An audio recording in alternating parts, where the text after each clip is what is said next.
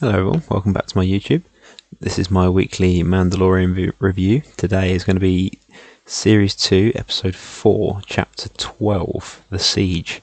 It's confusing that they have them all in chapters as in the whole series rather than the individual series, but this is Episode 4 of the new series. I've made some notes about all the stuff I liked about the episode. I thought it was another really good episode. Spoiler warning, because I'm going to talk about spoilers because I did that before and it gives me a lot more to talk about, so if you haven't watched it, come back to this later, please, if you want to. That's absolutely fine. So we join back up with Mando and the child. He's on his way to meet, as we heard name drops last week, Ahsoka Tano from the Clone Wars and Star Wars Rebels, which is really cool. But I had a feeling it wasn't going to be this episode we saw her, because the pacing of this show seems to go as a pretty big hectic episode and then a bit of a more contained episode at the moment, so that's cool. I like that. I like the pacing of it. I like it takes its time, which I always enjoy. But he takes a little trip to the planet Navarro, which is the first planet we saw, I think, or one of the first ones we saw in this series, on the new planets, and he meets his friends Cara Dune and Greef Karga, played by Gina Carano and Carl Weathers respectively. There were some great Baby Yoda moments in this one, or the child, depending on what you want to call him, just the right amount, I'd say. Him fixing the ship at the start was really good because he's small enough to get into the little nooks and crannies to fix stuff. I like watching other people's reactions to Baby Yoda as well. Like when Greef Karga, Carl Weathers, sees him and he's this big tough authority figure, but he just loves this little baby, which you would do, wouldn't you? I mean, I love him. There's three of them behind me there, but yeah, I like that he uses force powers a little bit. Like, he's kind of getting a bit more comfortable with them, because before he's only used his force powers when it was like life or death kind of thing, but he started to use them to be a bit mischievous as well, which is cool. So yeah, this was very much a kind of self-contained story which had a lot of nods to the larger story as well. So we get the main characters go into the Imperial base, which is on the edge of, well, not the edge of the town, but a bit further out. We get the appearance of the Kenner troop transport again, which is pretty cool. Which, if you don't know, that's based off one of the toys from the 70s. I think it was the 70s, so the original line, which is really cool. I love the whole action scene. Actually, I'll get to that.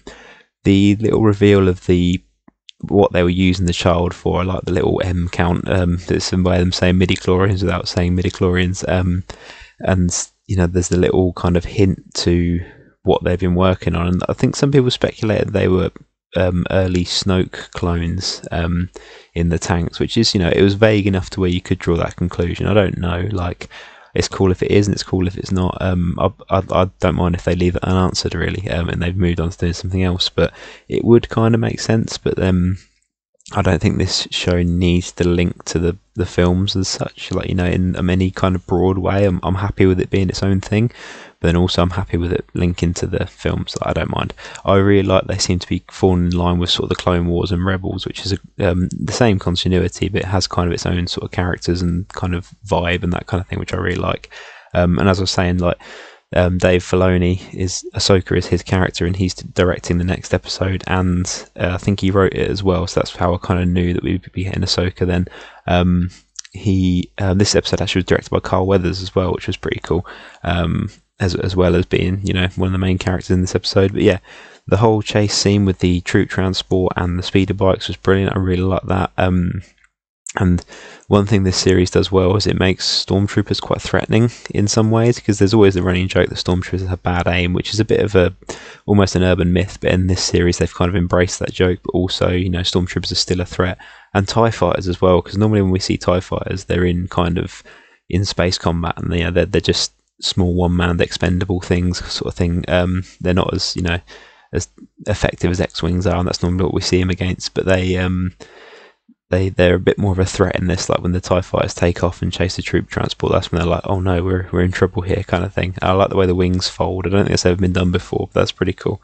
But yeah, and the ending sort of dogfight with what's Mando's ship called? I'm blanking on it now. The Razor Crest and the TIE fighters was really cool. That's some pretty cool classic Star Wars. I like the baby's reaction to where he loves just sort of flying about in the ship like it was a roller coaster. And Baby Yoda seems to love these things where he's in danger, or like when there's violence going on, he seems to absolutely love it, which is, he's a baby, he doesn't really know what's going on. So and then at the end we got the big Star Destroyer shot, like reminiscent of obviously of A New Hope. That was obviously clearly intended, and it was obviously a different kind of Star Destroyer. And I'm assuming it was a model because it looked really cool. I like that sort of thing. We get a brief appearance from Moff Gideon, and again, I like the way they're sprinkling little bits in to kind of develop the story without it having to be everything all in one episode. And it looked like he was working on like Dark Troopers, which are like, I've been in various different Star Wars things. Like they were not Shadows of the Empire. One of the storylines in the books and the comics followed on from the original one, Dark Empire, I think it was. And the Dark Troopers are kind of robotic sort of troopers. They also appeared in Rebels as well, so they have pre-existed in this continuity too. And I don't know if I think they're originally built or designed from like the clone troopers and that kind of thing. So I don't know if they're trying to infuse them with like the Force stuff. I don't really know. That seems a bit weird to me, but you know, it's still pretty cool. It's a pretty cool shot of Moff Gideon there. Giancarlo Esposito playing the same character. He does everything now, but you know, he's great at it, so that's fine. And that was pretty cool. And they've placed the tracker on Mando's ship, so presumably that will lead him to where Ahsoka is. So I mean, it's a good chance we'll be getting kind of the sequel to Star Wars Rebels, which kind of, if you never watched Rebels, I won't spoil it, but it ended on kind of an open ending. So then you kind of think they'll go back to it one day. So maybe this could be like a backdoor way of kind of doing like a semi-sequel to Rebels as well, which I'm absolutely fine with. The good thing about this series, like I say, is it can be its own thing. It can link to the movies, it can link to Clone Wars and Rebels, and you can enjoy it either way. Like somebody I know who doesn't even watch the Star Wars films watches this series and enjoys it because you can. And if you know the deep lore, like Clone Wars and stuff like that, like me and like many others, like you really appreciate the little bits. But if you just found the films, you can watch this series and enjoy it as well. That's what's great about it. But yeah, we're halfway through the season now. Another episode that gets a thumbs up from me. And yeah, thanks for watching. I will see you all again next time. Please like and subscribe. Thank you very much.